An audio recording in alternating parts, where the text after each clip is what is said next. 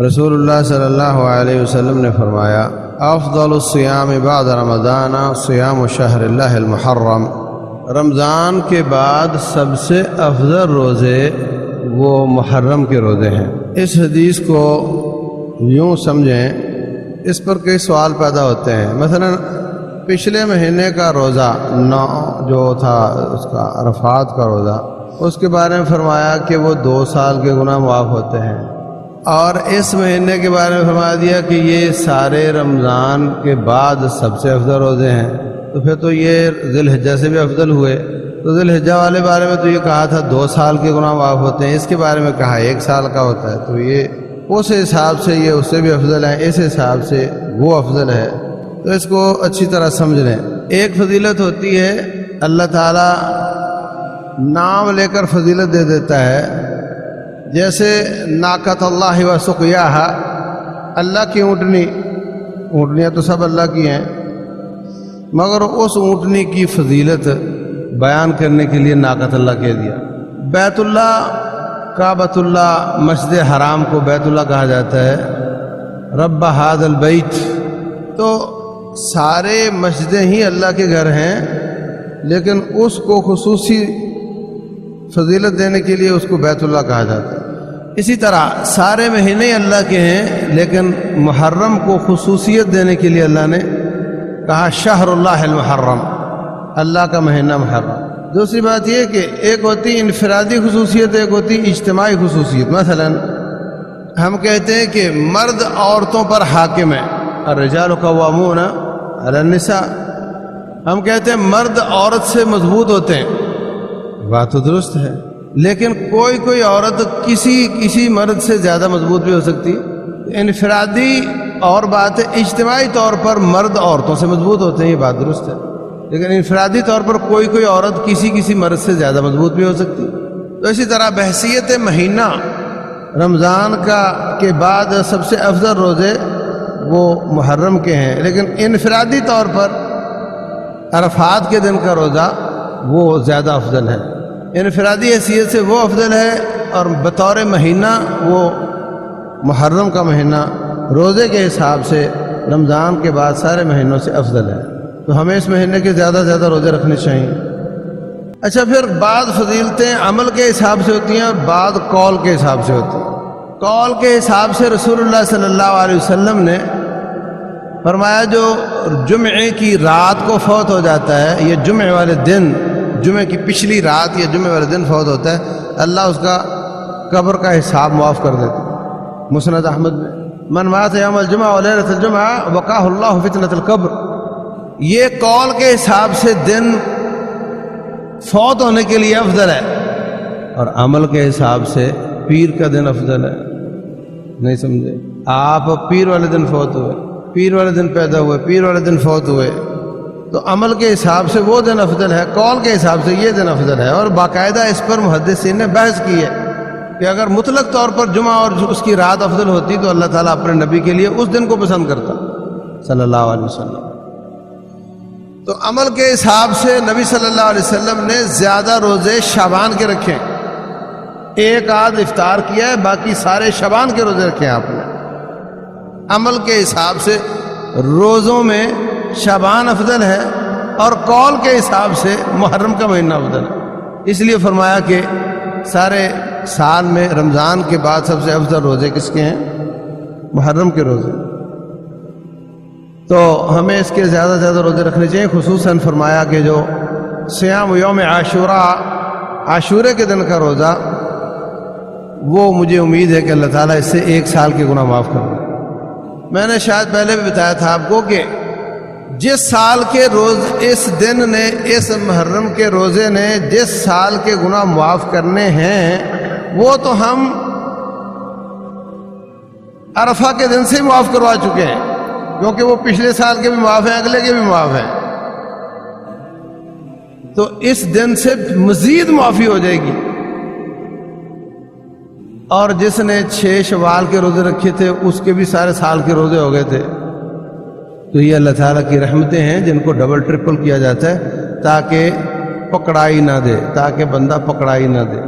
تاکہ اس پر رحمت کے اسباب زیادہ ہوں. جیسے کہا جاتا ہے اس آدمی پر تین دفعہ پھانسی کی سزا ہے اس کو. 3 دفعہ پھانسی نہیں چلایا جاتا اس کو، بس یہ ہوتا ہے کہ اگر صدر معاف کر بھی دے یا کوئی اس کے وارث بھی معاف کر دے تب بھی یہ بچ نہ سکے، اس لیے زیادہ دفعہ اس کو پھانسی کی سزا ہوتی ہے.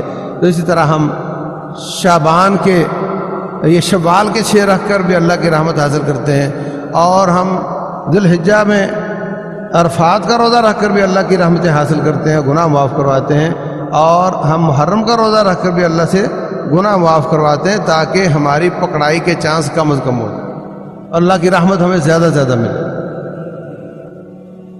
تو اب آپ اندازہ لگائیں کہ نبی صلی اللہ علیہ وسلم جب مدینہ تشریف لائے تو یہودیوں سے پوچھا سناؤ تم یہ روزہ کیوں رکھتے ہو؟ کہنے لگے جی اس دن اللہ تعالیٰ نے ہمیں آزادی عطا کی. فرمایا آنا اولا بموسیٰ منکم، میں موسیٰ کے زیادہ قریب ہوں تمہاری نسبت، اس لیے میں اپنے بھائی کی یوم آزادی اور شکریہ ادا کروں گا، اور میں بھی 10 تاریخ کا روزہ رکھوں گا. ساما یوم عاشوراء و امر بصیامہ، آپ نے عاشورے کے دن کا روزہ رکھا اور اس کا حکم بھی دیا. اور اس کے بعد فرمایا گاؤں گوٹھوں دیہاتوں میں گھوم جاؤ، جا کر اعلان کرو کہ جس نے آج ناشتہ نہیں کیا وہ آج کے دن کو روزہ بنا لے. تو 10 تاریخ کے بارے میں اس قدر آپ نے احتیاط کی، تاکید فرمائی کہ جس نے آج ابھی تک صبح 10 کی صبح ناشتہ نہیں کیا وہ اس کو روزہ بنا لے، یہ بھی فرمایا، اور روزہ رکھا بھی، عمل بھی کیا، اور حکم بھی دیا، اور فضیلت بھی بیان کی. یہ کب ہوا؟ جب آپ مدینہ میں تشریف لائے. 1 سال 2 سال 3 سال 10 سال آپ مدینہ میں رہے. آخری سال کسی نے ملاحظہ پیش کیا کہ جی یہ تو یہودیوں کی موافقت ہو رہی ہے، وہ بھی اس دن کا رکھتے ہیں، ہم بھی رکھتے ہیں. فرمایا اچھا اگر اگلے سال میں زندہ رہا تو 9 تاریخ کا رکھوں گا. اللہ تبارک و تعالیٰ اپنے نبی کو کسی غلطی پر قائم نہیں رکھتا، یہ طے ہے، ہاں نا. اللہ اپنے نبی کو کسی غلط کام پر قائم نہیں رکھتا. فرمایا لما تحرم ما احل اللہ لک لما اذنت لهم، بدل کے کہہ دی کیوں چھوڑے. اللہ اپنے نبی علیہ الصلوۃ والسلام کی جس بات کو پسند نہ کرے اس کی اصلاح فرما دیتا ہے، تربیت فرما دیتا ہے. 9 سال گزر گئے، اللہ خاموش رہا. ایک صحابی نے ملاحظہ پیش کیا، آپ نے فرمایا ٹھیک ہے میں اگلے سال 9 کا رکھ لوں گا. تو جو کام آپ نے اتنی مدت کیا بھی ہو، اللہ کی خاموش موافقت بھی اس پر ہو، اور اس کا حکم بھی دیا ہو، اور اس کی فضیلت بھی بیان کی ہو، اس کو صرف اس وجہ سے چھوڑ دیا جائے کہ آپ نے فرمایا تھا اگلے سال رکھوں گا، اور یہ نہیں فرمایا تھا اگلے سال ہی رکھوں گا. یہ بھی احتمال ہے کہ اگلے سال ہی رکھوں گا، یہ بھی احتمال ہے کہ اگلے سال بھی رکھوں گا، ہے نا. تو ایک احتمال والی چیز کی وجہ سے اتنی پختہ عبادت کو نہیں چھوڑا جا سکتا. اس لیے ہمیں یہ دونوں روزے رکھنے چاہیے، 9 کا بھی اور 10 کا بھی. ابن سیمی رحمۃ اللہ علیہ کا تو فتویٰ ہے کہ 9 کا نہ رکھ سکو تو 10 اور 11 کا رکھ لو، کیونکہ مقصد عاشورے کے دن کا روزہ ختم کرنا نہیں، مقصد ہے اس کی تخصیص ختم کرنا. اور تخصیص ختم ہوتی ہے 1 دن روزہ پہلے یا بعد میں رکھنے سے. آپ کی بیوی نے روزہ رکھا ہوا تھا، آپ نے فرمایا جمعے والے دن کا روزہ رکھا ہوا تھا آپ کی بیوی نے، آپ نے فرمایا تو نے کل جمعرات کا رکھا تھا؟ کہتی نہیں.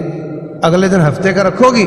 کہتی ہیں نہیں. تو فرمایا پھر اکیلا جمعے کا رکھنا جائز نہیں، اس کو افطار کر دو. فرمایا جمعے کا روزہ مت رکھا کرو، یا 1 دن پہلے بھی رکھا کرو یا 1 دن بعد بھی رکھا کرو، یعنی تخصیص ختم کرنے کے لیے ایک روزہ ساتھ ملانا ہوتا ہے. اسی طرح عاشورے میں بھی تخصیص ختم کرنے کے لیے روزہ ملانا ہے. اس کا یہ قطعاً مطلب نہیں کہ جو اصل ہے، یہ قاعدہ ہے شریعت کا کہ جتنی مضبوط چیز ہو اس کو اتنی مضبوط سے ہی منسوخ کیا جا سکتا ہے. تو عاشورے کا روزہ 10 تاریخ کا روزہ تو اتنا مضبوط ہے کہ 9 سال کی آپ کا عمل بھی ہے اور اللہ کی خاموشی بھی ہے اور اس کا حکم بھی ہے اور اس کی فضیلت بھی ہے، اور اس کو محض ایک احتمال سے اس کو منسوخ نہیں کیا جا سکتا۔ اس کو منسوخ کرنے کے لیے اتنی ہی مضبوط بات چاہیے۔ واللہ اعلم، ہمیں دونوں روزے رکھنے چاہیے اور اس کے علاوہ بھی اس مہینے کے روزے رکھنے چاہیے، اور اس کے علاوہ ان 10 11 12 دنوں میں کوئی ایسا کام نہیں کرنا چاہیے جو آپ روٹین میں نہیں کرتے۔ اسپیشل کھانے پکانا، اسپیشل بانٹنا، اسپیشل لباس پہننا، یہ سارے کام بدعتیوں کی مشابہت ہے، ان کے ساتھ مشابہت ہے، اور اس سے اللہ تعالیٰ نے منع کیا ہے۔ ہمیں یہ دن روٹین کے ساتھ گزارنے ہیں، لیکن جو مصنون چیز ہے وہ روزے رکھنے کی وہ میں نے بتا دی ہے۔ واللہ اعلم، وصلی اللہ وسلم وبارک علی نبینا محمد۔